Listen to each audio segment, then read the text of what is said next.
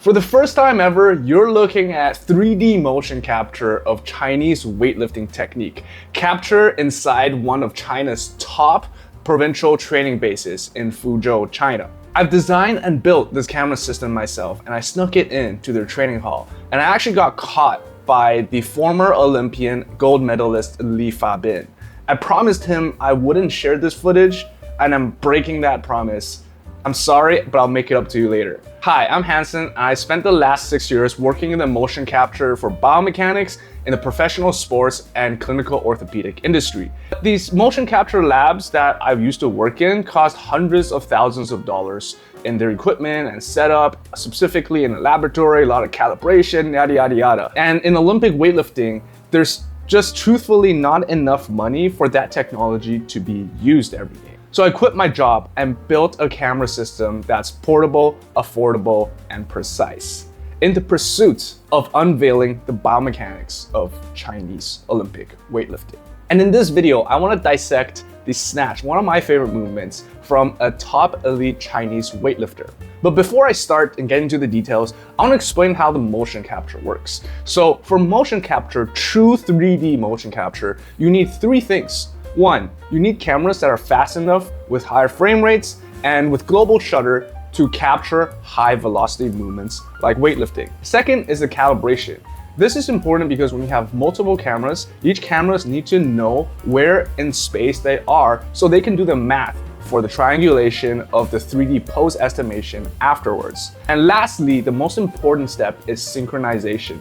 Every camera has to start recording at the exact same time, within about 10 to 5 milliseconds. And if you miss that, the rest of the 3D construction will be offset by the frames of each camera, so it won't be as accurate. So I built 4 of these cameras, and this is the first time we actually bring it out into the field for our capture. So Snatch is one of my favorite exercises of all time, and it's the most complex movement you can do with the barbell. And luckily, I just happened to catch the athletes training the power snatch and the snatch in their workout session.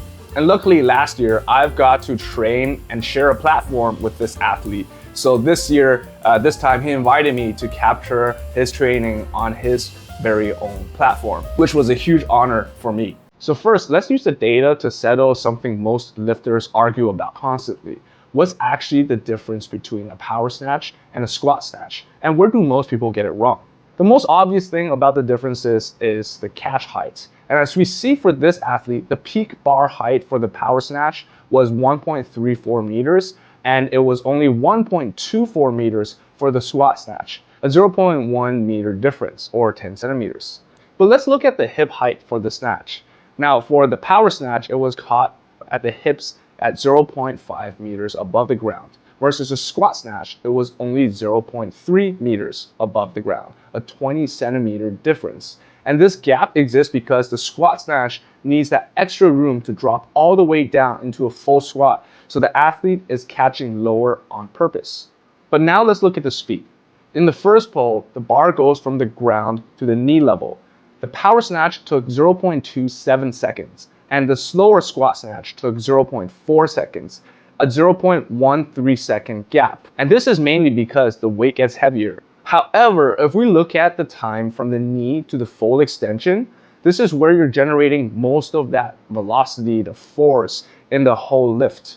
The power snatch took 0.4 seconds, but the squat snatch took relatively the same amount of time at 0.47 seconds. Only a 0.7 second difference. And from the knee to the full extension is probably the most important time in weightlifting technique, because this is the key acceleration phase where you have the most amount of mechanical leverage to exert the most amount of power and strength, which in this case, as you see the power and the squat snatch, they're nearly identical in their speed. Now let's talk about the bar's takeoff velocity. At full extension, the power snatch hits a peak velocity of 2.15 meters per second, achieved over 1.1 seconds. And the squat snatch hits 1.47 meters per second, achieved in 1.48 seconds. And this is because, of course, again, it's a heavier load. So if you look at the equation of conservation of energy, 1/2 mass times velocity squared is equal to the mass times the gravity constant times the theoretical height it can achieve. The power snatch generates 0.24 meters of extra bar height from the full extension alone, which is more than double the squat snatch 0.11 meters in extra bar height from the full extension. So the power snatch is higher and faster, and there's no surprise there. But interestingly enough, the speed that an athlete drops under the bar is basically identical between a power snatch and a squat snatch. The same speed. But what's the difference there? So let me give you the data behind it. The peak turnover speed is how fast the athlete drops under the bar, which was 2.31 meters per second for the power snatch. And it was measured to be 2.16 meters per second for the squat snatch. Very similar, but the total turnover time for the power snatch was 0.34 seconds compared to the 0.47 seconds it took to catch for the squat snatch, a 0.13 second difference. And this is because the squat snatch, you have to drop down further. The velocity is similar, but there's greater distance that's being traveled. So I see a lot of beginner lifters, when they train for the squat snatch, they take a slow and controlled ride down into the squat snatch instead of dropping at the same speed they would for a power snatch. And that's a mistake that literally separates the bad and good lifters, the amateurs, from the professionals. The last thing I want to touch on is the bar path. The data shows that there's less backward drift on the squat snatch because the squat snatch demands much more precision for the catch. The power snatch can tolerate much more backward bar drift because the legs at a higher stance can absorb and stabilize a slightly less perfect catch in the power position. But in the squat snatch, your legs don't have the leg room to stabilize when there's a lot of bar drift. So if we bring it together, the power snatch is higher, faster, and more forgiving in the bar path. But the speed and turnover of getting under the bar barely changes between these two lifts. Only the distance and the time it takes to drop under to catch for the power snatch is different from the squat snatch due to the distance. Train that turnover speed to equally be as fast in the power snatch and the squat snatch. And a good drill for this is the snatch turnover drill. This is to get comfortable and stable in the squat snatch, ensuring a fast turnover. Instead of a common mistake most people do is throw it up, pull it up as high as they can into a power snatch and ride it down. If you're missing more squat snatches than power snatches, then it's probably not a strength issue rather than a bar path issue. So record yourself, look at the bar height and bar path. If the bar drifts too far backwards or forwards, most likely you're shifting your balance in your feet before the full extension, affecting the path of the barbell.